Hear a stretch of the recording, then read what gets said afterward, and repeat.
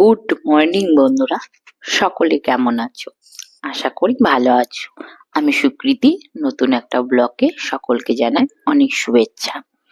দেখো বন্ধুরা, প্রত্যেকটা দিন ছোট বাচ্চাদেরকে ভাত, ডাল, খিচুড়ি এসব দিয়ে ওরাও কিন্তু অভ্যস্ত হয়ে গেছে।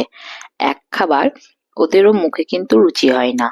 তাই মুখের রুচি পরিবর্তন করার জন্য এই রকম চটজলদি সুন্দর শীতকালীন নানা রকম সবজি দিয়ে বানিয়ে ফেলুন এই চাউমিন।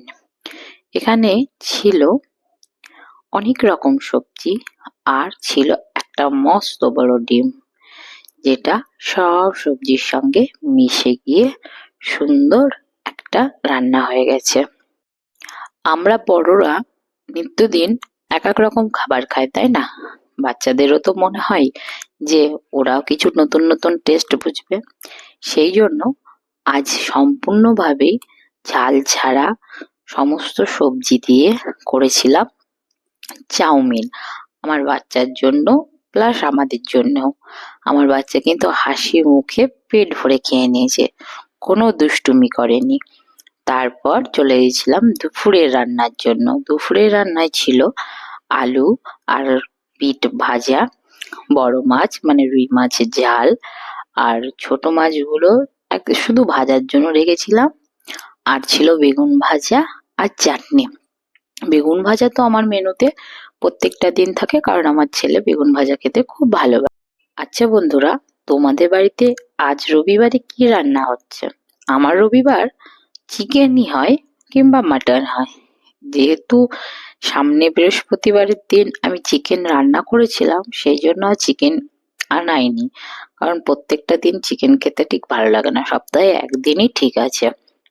তারপর মাছগুলোকে সুন্দর করে ভেজে নিয়ে ছোট ছোট মাছগুলো ভাজতে দিয়েছি। এই ছোট মাছ খাওয়া কিন্তু খুব উপকার।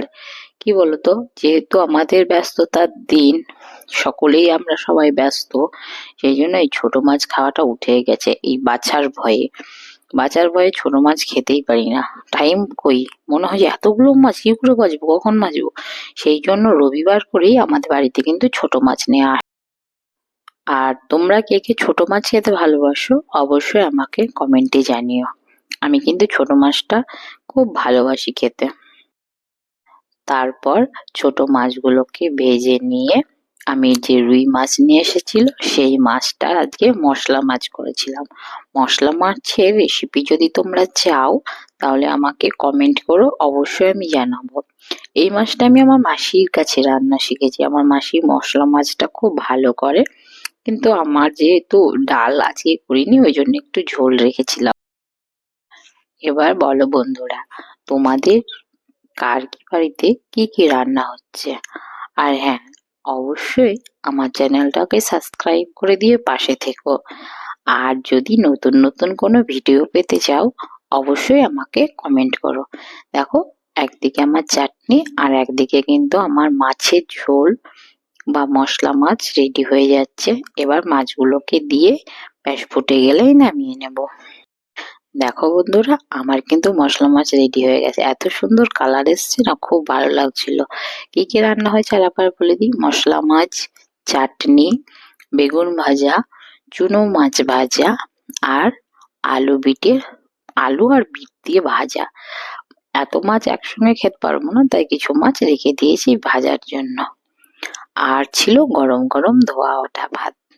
তোমাদের যদি ভালো লেগে থাকে অবশ্যই সাবস্ক্রাইব করে দিয়ে পাশে থেকো। টাটা বন্ধুরা, ভালো থেকো।